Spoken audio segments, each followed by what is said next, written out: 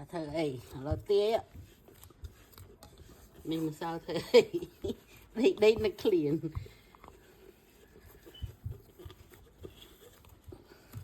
nông bánh cho nữa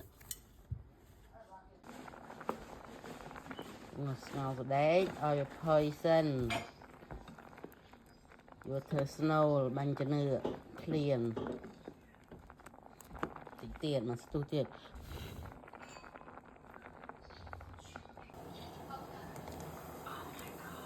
làmទឹកស្ករបាញ់ចំណឺដាក់ស្ករត្នោតមិនតាន់រលាយហើយស្ករត្នោតនេះស្នូលម្សៅនេះដាំទឹកស្រស់វាស្រស់បាញ់ចំណឺប្រើស្ករត្នោតយើងនេះមកពីស្រុកខ្មែរ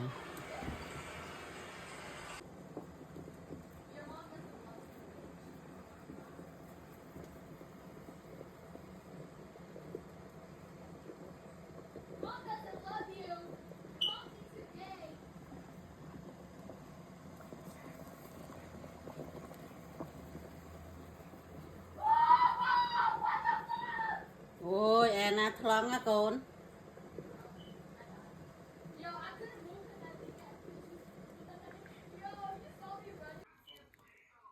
ឆ្អិនហើយបាញ់ចំណឺ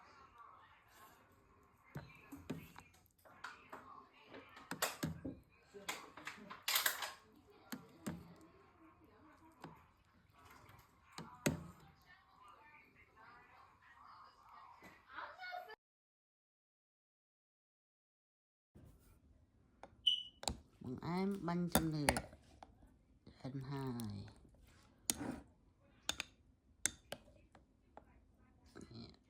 អស់មកក្វេះបាត់ត្